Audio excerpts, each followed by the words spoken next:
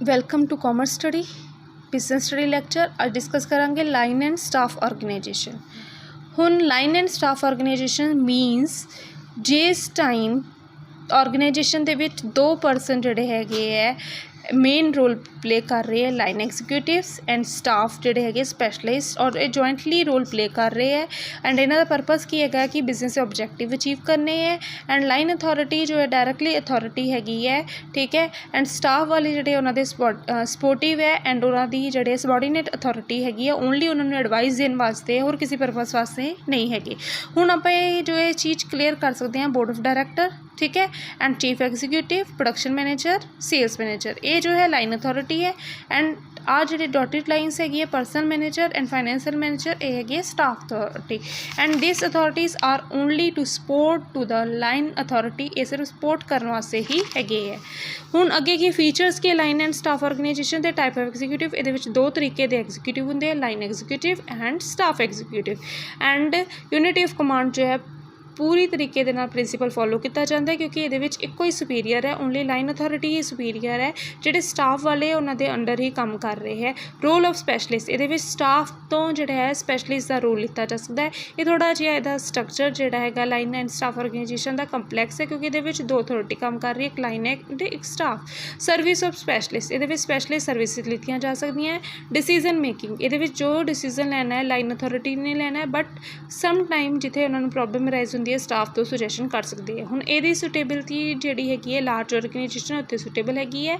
Dominance, line authority जिहड़ी हैगी है वो ही मेन डोमिनेटेड रोल प्ले कर रही है एंड वो स्टाफ जोड़ा हैगा उहदे अंडर काम कर रहा हैगा। हुण लाइन एंड स्टाफ ऑर्गेनाइजेशन दी फॉलोइंग जिहड़ी हैगी एडवांटेज हैगी। हुण लाइन अथॉरिटी जिहड़ी हैगी स्पैशल सर्विसिज गैट कर रही है फ्रॉम द स्टाफ ऑर्गेनाइजेशन तो। And discipline and unified control, इक्को परसन का डिसिप्लिन पूरा स्ट्रिक्ट जस्ट लाइक है लाइन अथॉरिटी लाइन ऑर्गेनाइजेशन के नाल दी तरह ये डिसिप्लिन होंदी है। एंड इक्को परसन का कंट्रोल होंदा, किहदा कंट्रोल होंदा, लाइन अथॉरिटी का होंदा। फैसिलिटेट कोऑर्डिनेशन, हुण इत्थे line authority and staff organisation दोनों जो एक दूसरे के नाल मिल जुल के काम करते हैं, तां ही ये बिजनेस जो सक्सैसफुल इत्थे होंदा है। प्रॉम्प्ट डिसीजन मेकिंग, हुण ओनली लाइन अथॉरिटी ने ही डिसीजन लैने है, तो इत्थे भी इस करके इस ऑर्गेनाइजेशन विच भी डिसीजन लैन दे विच कोई देरी नहीं होंदी, इमीजिएटली डिसीजन लिते जा सकते हैं। Flexibility, as per the situation ये ऑर्गेनाइजेशन नूं चेंज किया जा सकता है, रूल्स रेगुलेशन प्रोसीजर पॉलिसी कुछ भी जो है चेंज किया जाता है। फिक्सिंग द रिस्पॉन्सिबिलिटी, हुण इहदे which line authority and staff authority कित्थे कित्थे रिस्पॉन्सिबल है और रिस्पॉन्सिबिलिटी जो है प्रॉपरली फिक्स की जाती है। रिड्यूस वर्कलोड, हुण इहदे विच जिहड़े हैगे स्पैशलाइज सर्विस प्रोवाइड की जा रही है स्टाफ के द्वारा, जिहदे करके की है लाइन अथॉरिटी का जिहड़ा काम जिहड़ा हैगा बर्डन जिहड़ा हैगा रिड्यूस होंदा है। ग्रोथ एंड एक्सपेंशन, इत्थे की है कि growth and expansion of the business के चांसिस हैगे, बिजनेस को वधाया जा सकता है।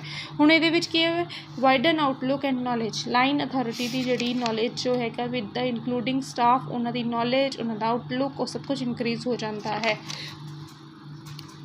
But with this advantage there are little bit disadvantage of the line and staff organisation, कुछ इहदियां डिसएडवांटेज भी हैगियां। सब तो पहला कन्फ्यूजन इन ऑर्गेनाइजेशन, हुण इत्थे दो परसन एग्जीक्यूटिव इनवॉल्वड है, line executive and staff executive, जिहदे करके कि जिहड़ा हैगा वर्कर जिहड़े कि उन्हां विच कन्फ्यूजन भी राइज हो जाती है कि उन्होंने लाइन अथॉरिटी नूं सुनना या स्टाफ अथॉरिटी नूं सुनना है।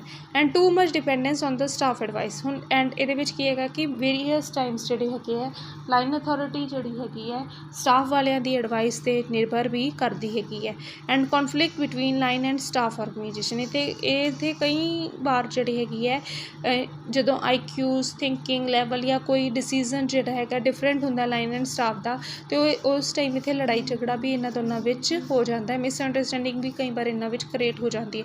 Not suitable for the small organisation, जिहड़ी लाइन जिहड़ी हैगी ऑर्गेनाइजेशन है अगर स्मॉल ऑर्गेनाइजेशन उहदे वास्ते सुटेबल नहीं है, बिकॉज एक expensive type of the organisation है, इस करके स्मॉल ऑर्गेनाइजेशन उस एक्सपेंस नूं बीयर नहीं कर सकती। इनइफेक्टिवनैस ऑफ द स्टाफ, अगर स्टाफ जिहड़ी ऑर्गेनाइजेशन है वधिया काम नहीं कर रही, ठीक है, इनइफेक्टिव हैगी है, उस टाइम भी ये जिहड़ी ऑर्गेनाइजेशन बेनिफिट नहीं दिंदी। सेंट्रलाइज एंड सबजैक्टिव कंट्रोल, इहदे विच कहा जाता है कि इहदे विच अथॉरिटी जिहड़ी हैगी वन हैंड विच हैगी है एंड सबजैक्टिव कंट्रोल मतलब कि लोड़ पाई तो स्टाफ में वरत्या जाएगा, अदरवाइज़ नहीं वरत्या जाएगा। ये भी डिसएडवांटेज हैगी है कि स्टाफ ऑर्गेनाइजेशन में जो जरूरत पैंदी है उदों ही यूज़ किया जाता, अदरवाइज़ उन्होंने यूज़ नहीं किया जाता। एंड ये की सेंट्रलाइज एको हैंड में कंट्रोल होंदा है, फिर जिहदे करके की है कि जिहड़ा वो काम डिस्ट्रीब्यूट करना सीगा, बर्डन घटाना सीगा लाइन वाल दा, स्टिल उन्हां दे उपर बनिया ही रहिंदा हैगा।